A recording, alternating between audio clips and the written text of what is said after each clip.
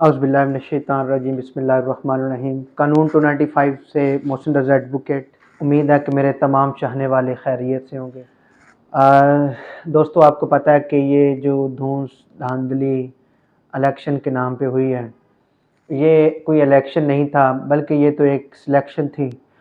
और मैं तमाम उन इदारों से मुखातिब होकर कहूँगा कि इस सिलेक्शन ही की अगर आपको ज़रूरत थी तो आपने कौम का अरबों खरबों रुपया जो है वो क्यों ज़ाया किया।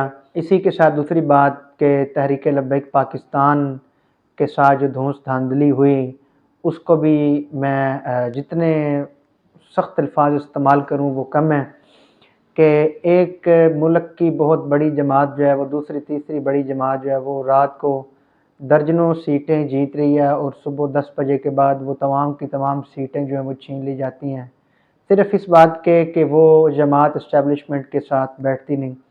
अगर वो जमात भी पीपल्स पार्टी, नून लीग, MQM, काफ लीग की तरह या मौलाना फजलुर रहमान की तरह इस्टेब्लिशमेंट की गोद में बैठ जाए तो उनको भी सीटें दे दी जाएँ।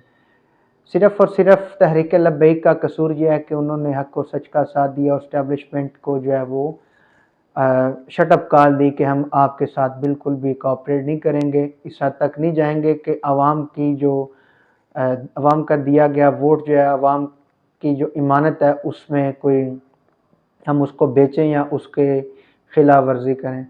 और दूसरी बड़ी अहम बात आपको बतानी थी कि ये वही लोग हैं, पीपल्स पार्टी, नून लीग, PDM 2 बनने जा रही है। जो लोग सियासत में आज से महीना पहले तमाम एक दूसरे की टांगें खींच रहे थे कि जी जरदारी फ़लाँ है, नून लीग फ़लाँ है, पीपल्स पार्टी फ़लाँ है, तो आज वो दोनों पार्टियां, तीनों पार्टियां मिल के दोबारा हुकूमत बनाने के लिए मेहनत कर रहे हैं।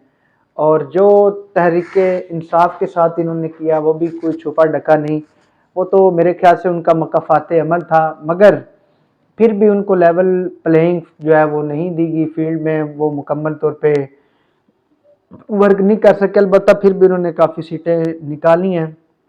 एक इंतहाई अहम बात जो मैं आपको बताना चाहता हूँ वो ये है कि हुकूमत पाकिस्तान में जितने भी MPs MNAs बनते हैं वो आज तक जो जिस भी जमात से हो वो किसी जमात का सगा नहीं।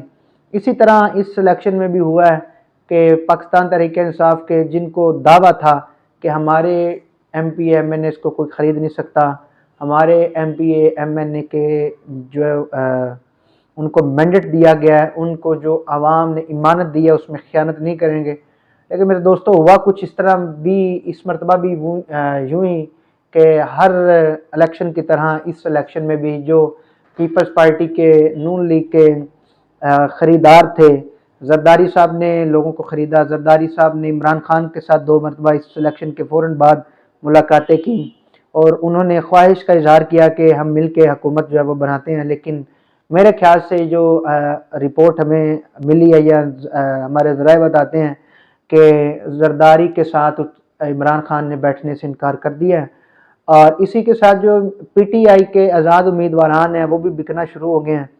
कल से दर्जनों के करीब जो उम्मीदवारान हैं MPA MNAs वो पीपल्स पार्टी, नून लीग में शामिल हो गए। सबसे अहम बात कि जिस बंदे ने इमरान खान के कागजात नामजदगी फिल किए थे, वसीम कादर NA 121 से MNA जो जीता है, उसने भी पाकिस्तान मुस्लिम लीग नून में शमूलियत इख्तियार कर ली है।